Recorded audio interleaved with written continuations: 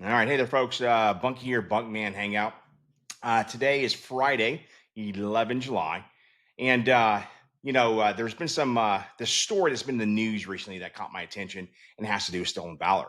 It has to do with a gentleman named Tim Kennedy. Tim is a former, or maybe still is, he was, I believe, SF, Green Beret type in U.S. Army or National Guard, probably Army. And, he's written a book. He's a former UFC fighter, MMA guy, and he's come under a lot of scrutiny, especially the last 7 months or so, uh, making claims, exaggerating his story, maybe outright lying, and also accused of stolen valor, a bronze star he claimed he got with which he did not. So, the SF community has been really, really hawking this particular guy, and they've been calling him out, and his response initially hasn't been so great.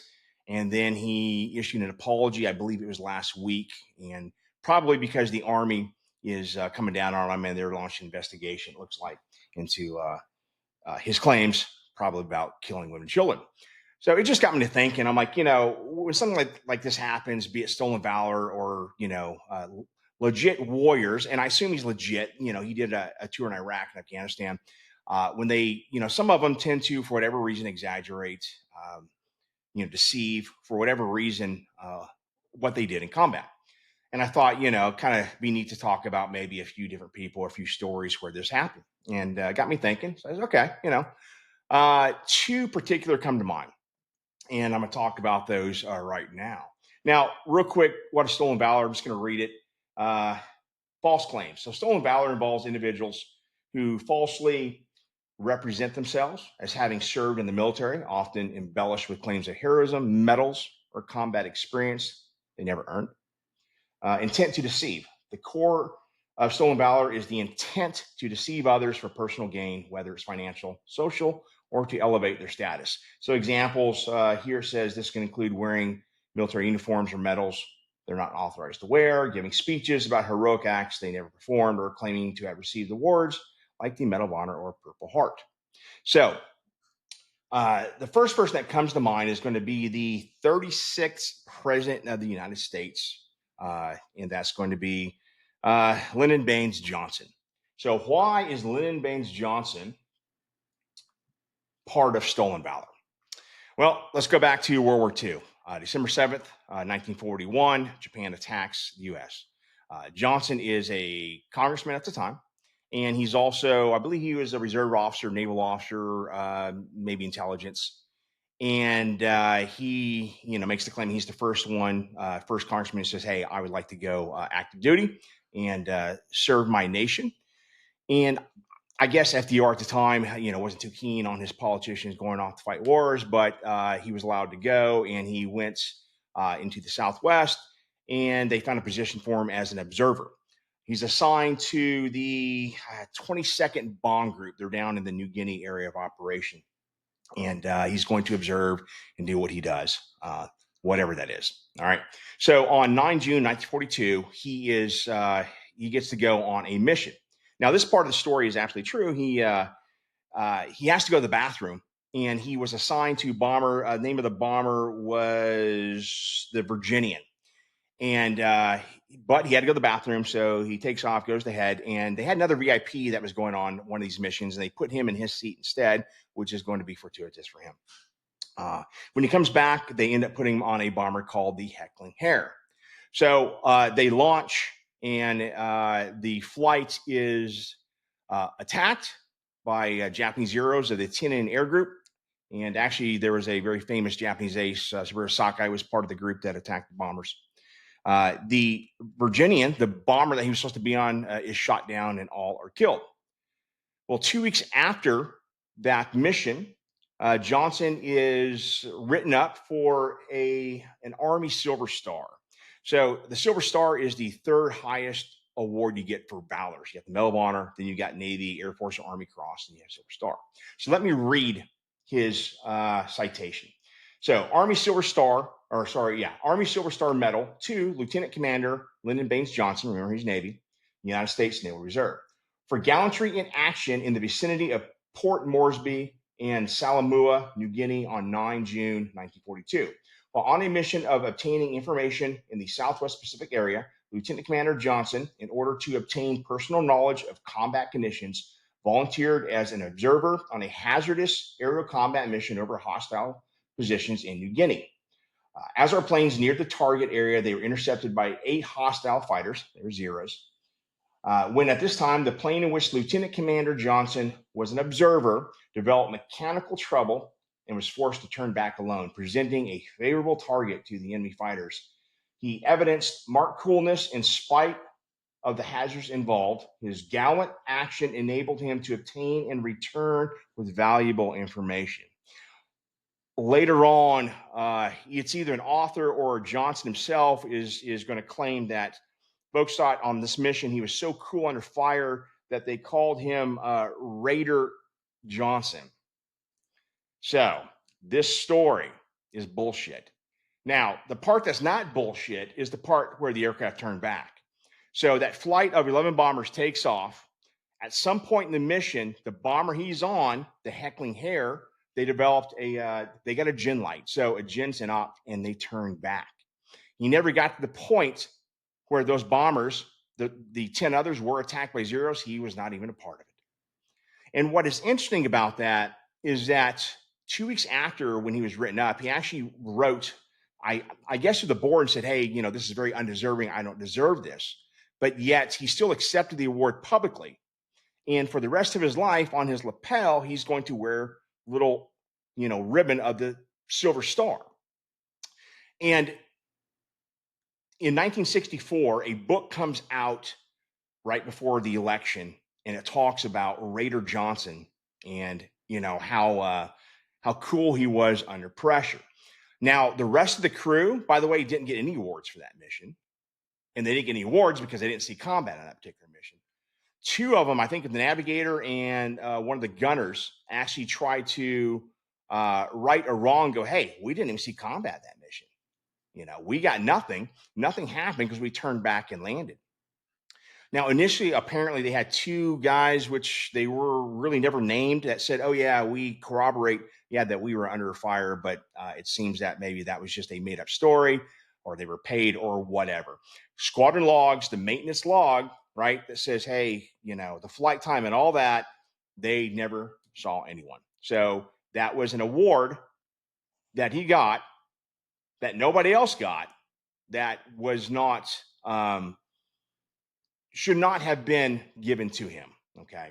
And that is something, in my opinion, absolutely stolen valor, because he knew, right, that he was getting this award probably to inflate, his status as someone who, his one mission that he flew in the Pacific.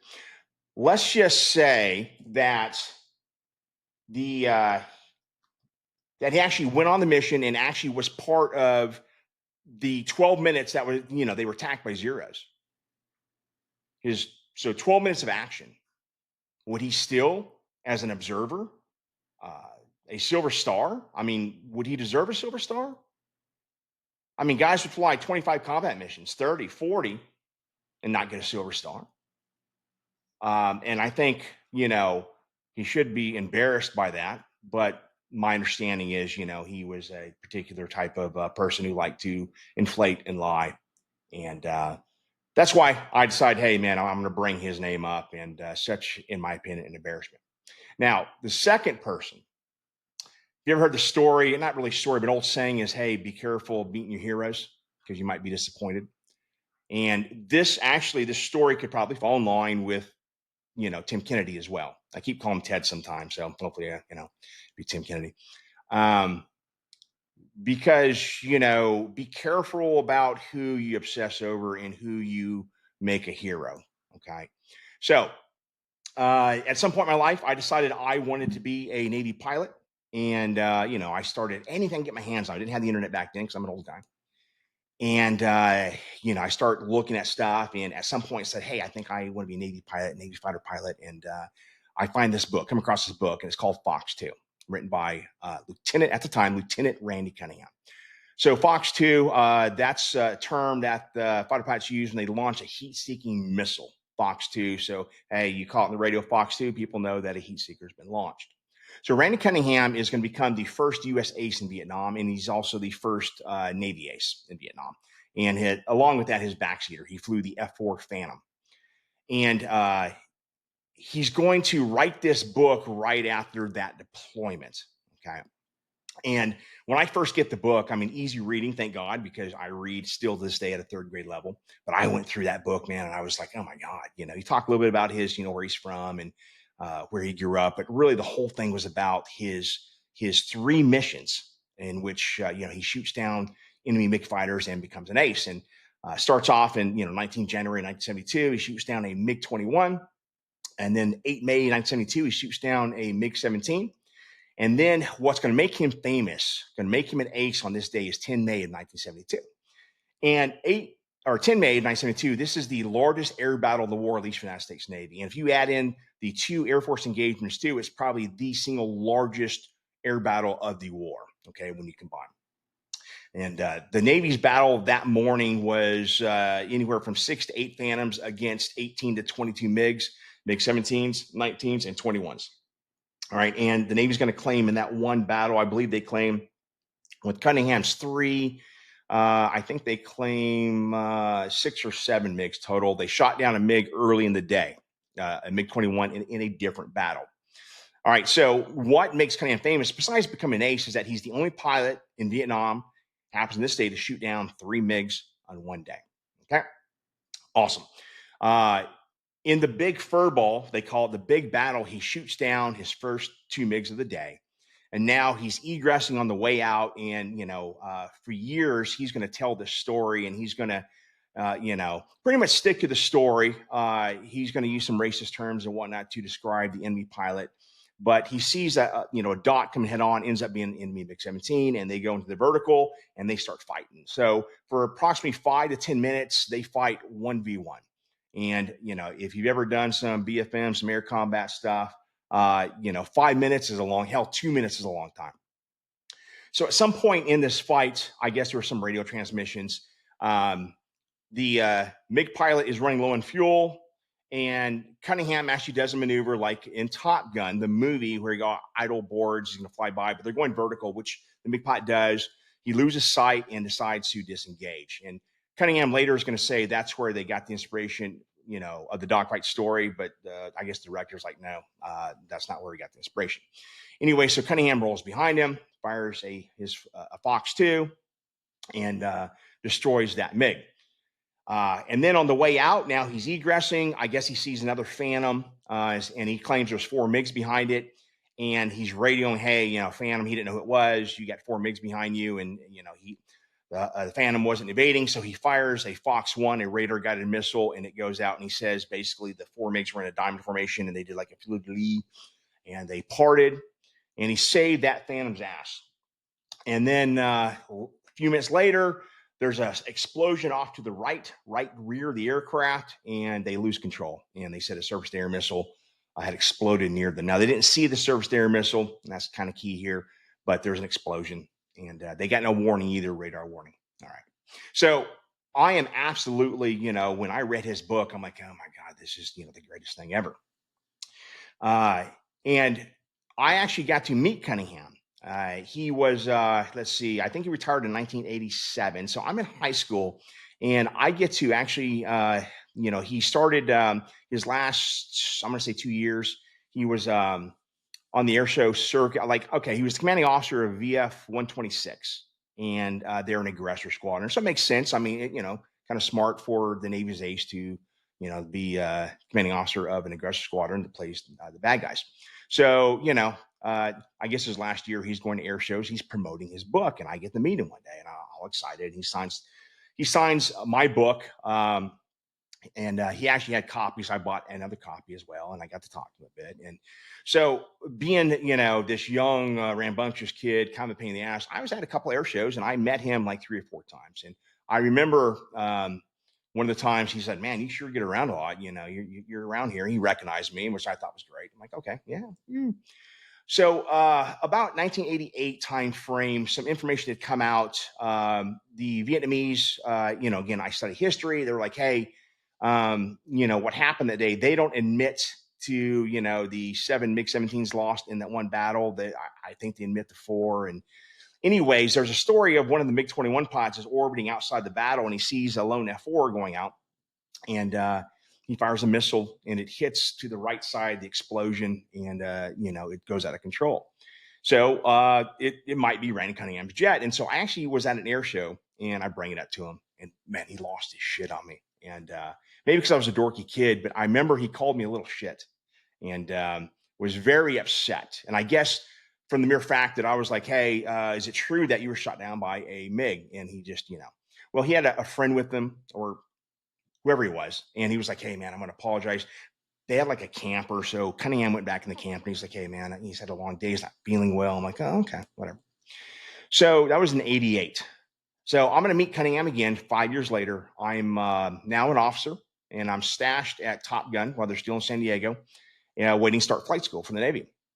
And the great thing about stashed ensigns, that's the first rank in the United States Navy or Coast Guard, 01 is an ensign, is they'll give you the crappy jobs. So I get the job as the public affairs officer of Top Gun. And in that is we have the squadron has a change of command. So I have to do the change of command.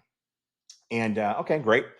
And sure enough, at the time, so Randy Cunningham retires. I guess he does some personal, business ventures that don't work out, but he gets elected to Congress. So he's a congressman. So I had to do this meeting, and there's a bunch of, old 04s, 05s. I'm like, okay, so he's coming. I said, Congressman Cunningham's coming.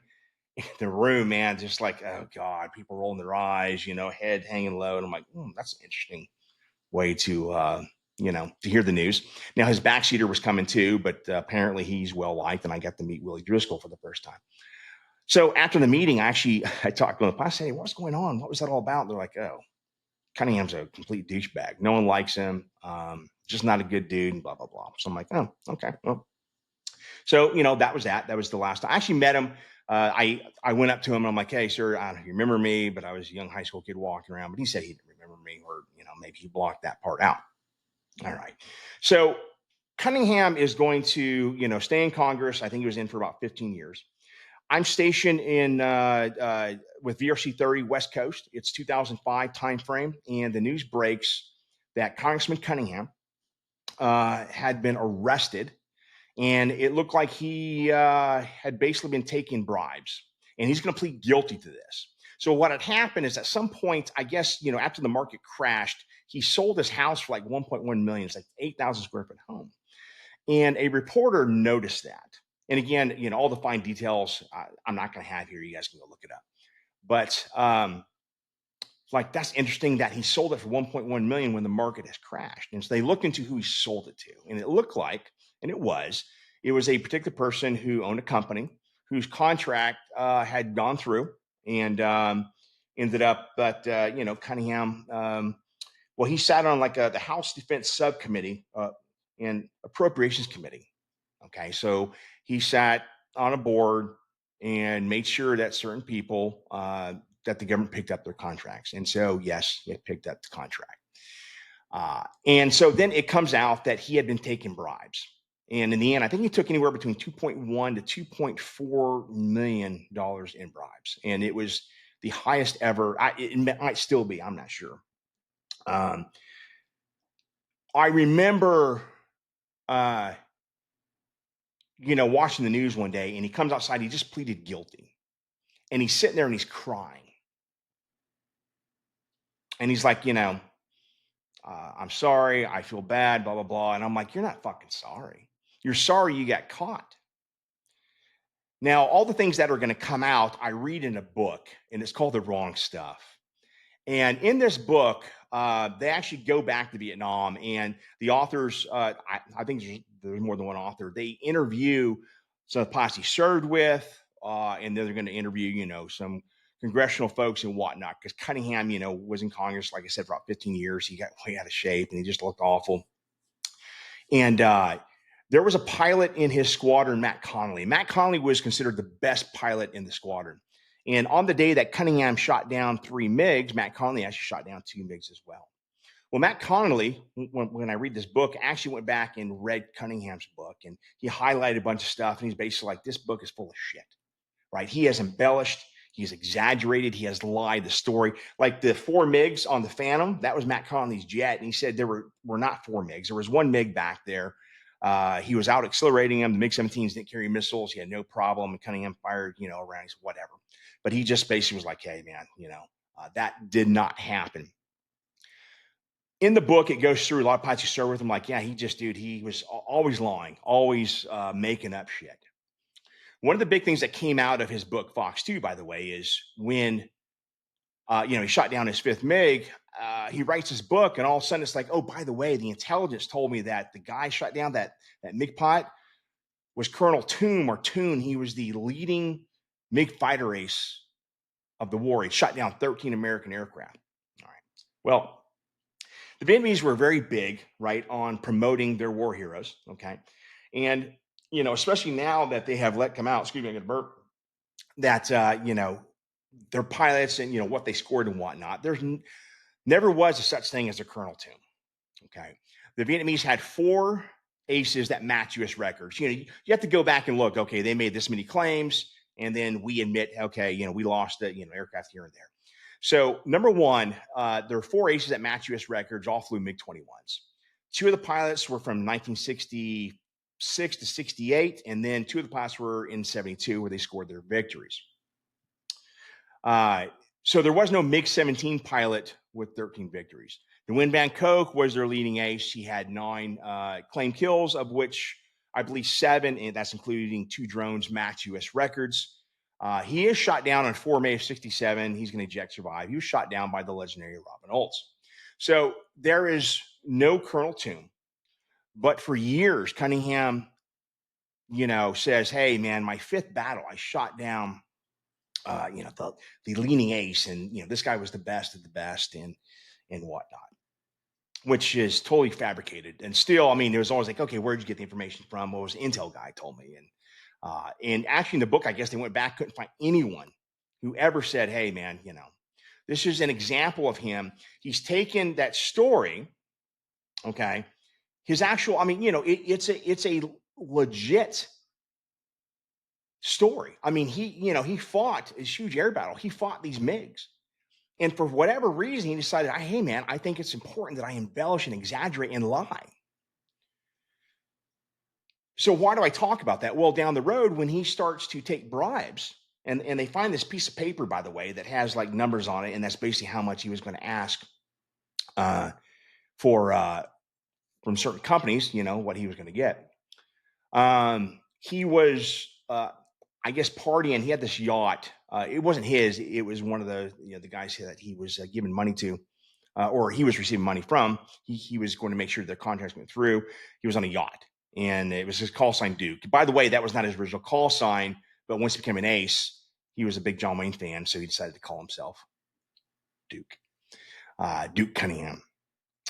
He was on a committee about Christian values and whatnot, and I guess through the research, he's on this yacht snorting coke and banging hookers, so maybe, it should have been called Hookers and Blow.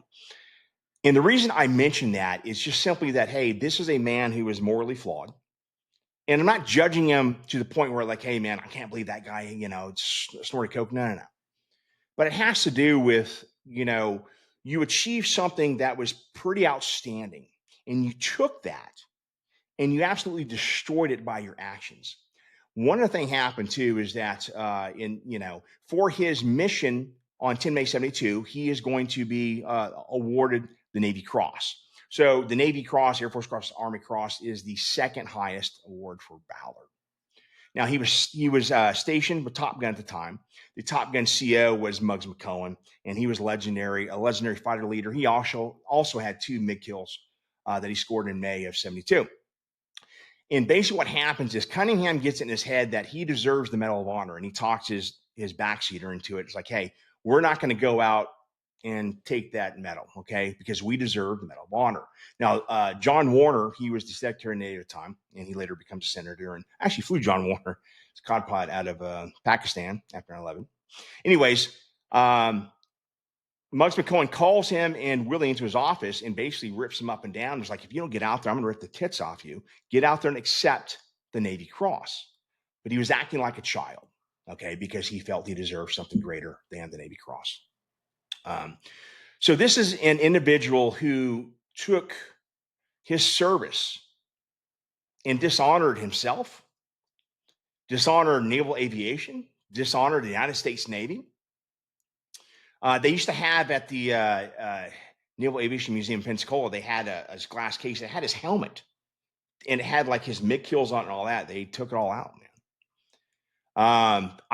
I know they stopped inviting him to the Association of American Aces. Completely stopped that. I don't know about now. I think there's only 2 or 3 aces from World War II alive, and there's the 2 from Vietnam, but they're just pretty much all gone. But he absolutely destroyed his reputation. Don't know why, but he just did. And so here's an example too. Is I used to be into cars, Mustangs, fast cars, and whatnot, and I would go on these Mustang forums. And there was this forum. It had younger guys on it, and I would go on it once in a while just to look. And one of the forums is, where you talk about anything, discuss anything. And I noticed one day that a guy said, "Hey, for you military guys, let's talk about, your coolest story." Now, this guy who started that thread, he was one of the plank owners. He started this, this particular website. And I'm like, okay, great. So I look in there, and he says he was a B-52 pilot in the Gulf War, and he's shot down and he has to eject. And he goes through this elaborate story how he lands in the water and blah, blah, blah. Me being a historian, my spidey senses were like, that's interesting, because there were no B-52 shot down in the Gulf War. There was one that was lost. It crashed I think it was out of Guam, and the whole crew was killed. So that would be rather spooky if that were him. So I decided that's interesting. So I searched his name, and there were a few other threads where he was talking about flying. And as an aviator, I'm sure if you're an SF guy or whatever you do, I knew right away he was not a pilot. I'm like, yeah, this dude has no idea about flying. So I decided to go ahead and, I threw the bait out there. I wanted to see, and he knew pretty fast that I knew I was on to him, and he blocks me. So I'm like, okay, well, I was a moderator on this other, forum. It was called Air Warriors. It's still there, actually. And it's basically a virtually radar room for naval aviators, or those who want to be naval aviators.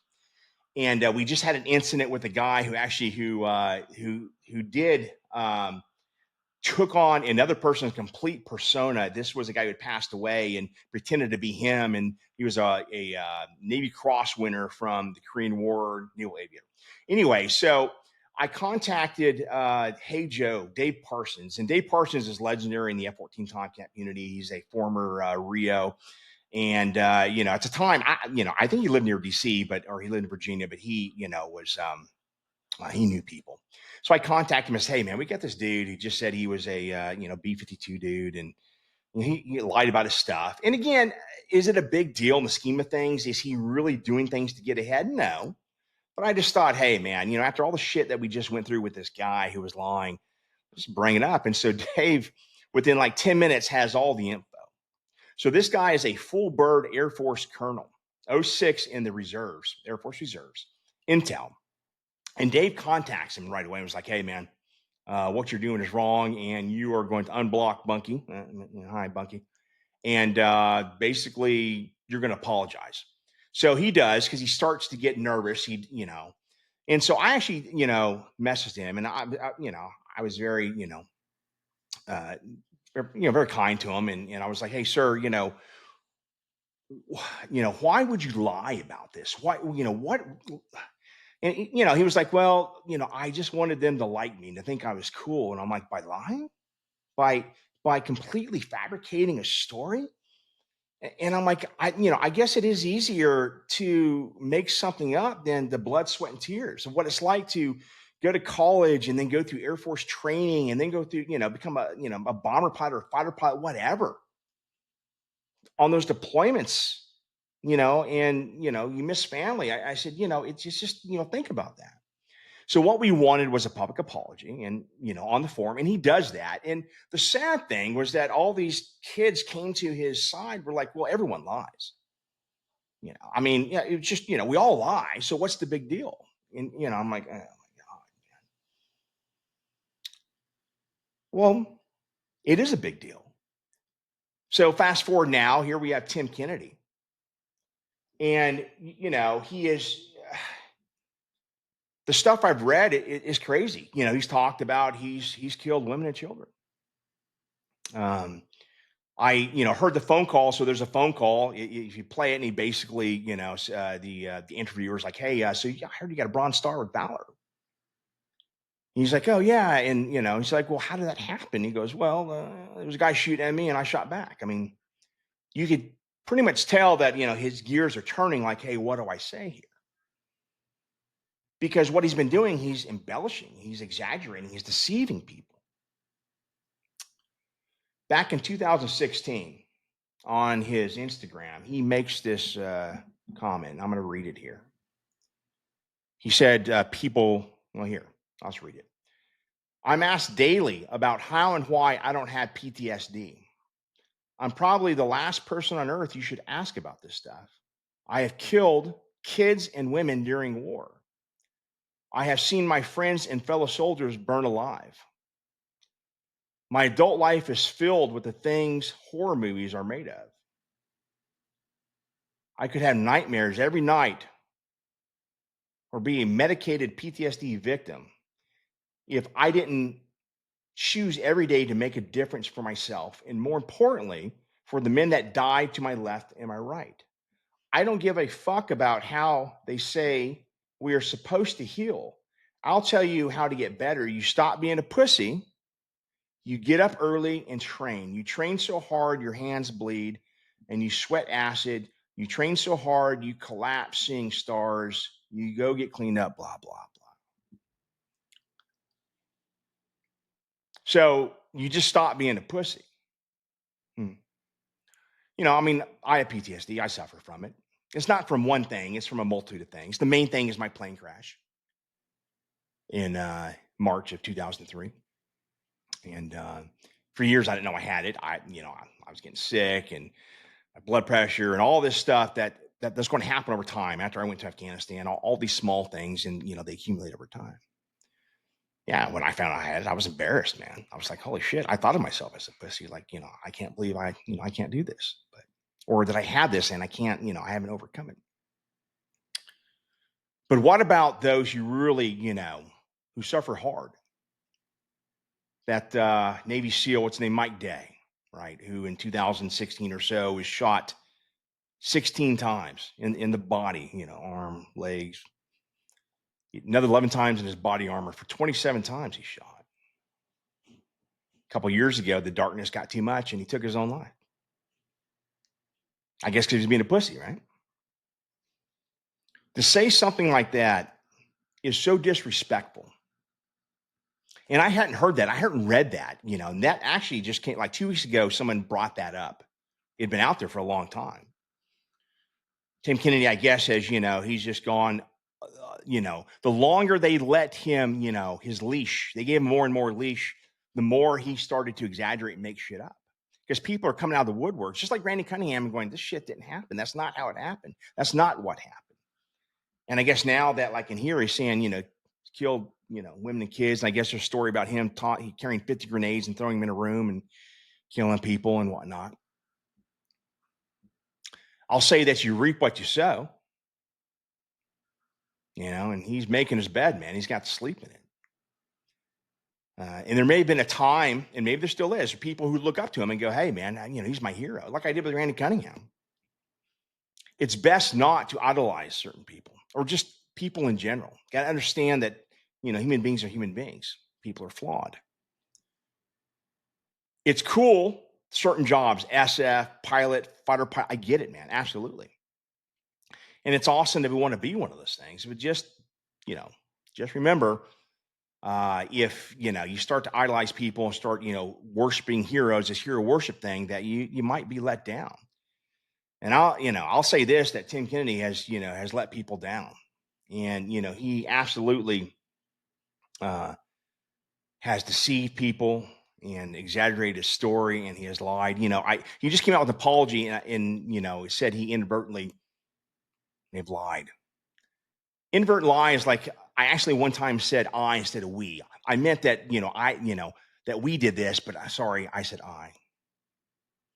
But not when you're continually making up stories and talking these crazy stories about yourself, man.